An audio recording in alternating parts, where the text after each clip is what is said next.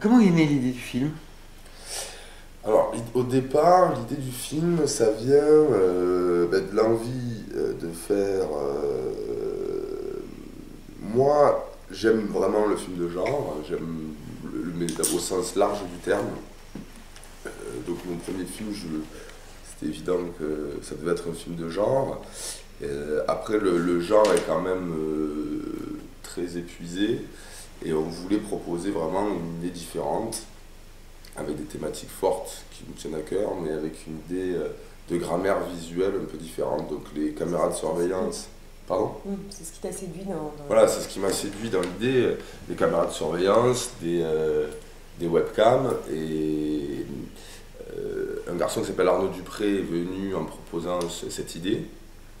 C'est lui qui est l'idée originale, c'est-à-dire que celle des caméras, pas de D'accord. l'histoire, mais il est vraiment venu avec cette idée qu'on pouvait raconter une histoire à travers des caméras de vidéosurveillance, et puis ça a tapé dans l'œil de Cédric, je pense, parce que c'est amusant d'essayer de raconter une histoire différemment, avec toutes les contraintes que ça implique, évidemment. Donc on est dans l'œil d'un hacker, on suit un peu de manière voyeuriste ce qui se passe dans la ville.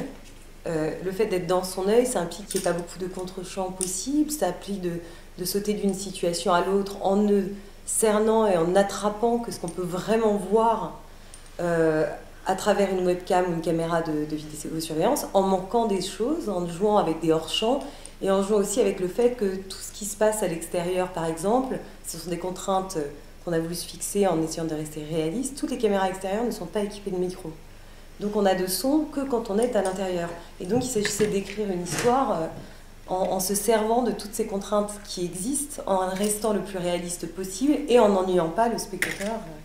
La difficulté, le challenge plutôt, parce que c'est pas la difficulté, c'est pas un problème, au contraire, c'est plutôt excitant, mais le challenge, c'était vraiment la grammaire sur le papier. Au départ, on va dire, on va faire un film avec des caméras de surveillance, des webcams, un thriller, ça va être super, c'est très moderne, c'est dans l'air du temps, évidemment, on est dans un monde d'images, on est surveillé, on a un rapport à l'intimité qui a vachement changé, on est d'accord pour être filmé, on est d'accord pour s'exhiber sur Facebook, on est d'accord pour faire plein de trucs qui n'existaient pas il y a 30 ans.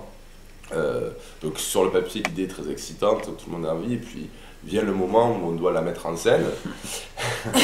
et là évidemment, on a les fondamentaux de mise en scène qui sont un peu bousculés, ce que disait Audrey, c'est-à-dire déjà les possibilités de faire du contre-champ, la quasi-impossibilité en tout cas de faire du contre-champ, ce qui est quand même hyper contraignant en mise en scène. Pas de découpage donc dans les scènes. Très peu, en fait, il n'y a pas de découpage, mais assez peu de découpage, et notamment sur les scènes de jeu.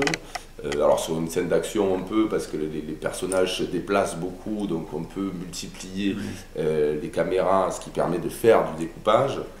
Mais sur une scène de jeu, finalement, il n'y a pas de raison dans une pièce, dans un bureau, dans un accueil de commissariat, enfin de quelques décors de film, il n'y a pas de raison qu'il y ait plusieurs caméras. Il y en a une, elle filme l'ensemble, c'est normal, une caméra de surveillance, c'est là pour filmer tout ce qu'il y a dans la pièce, on est obligé de jouer avec ça. Donc il a fallu trouver vachement d'idées pour ça.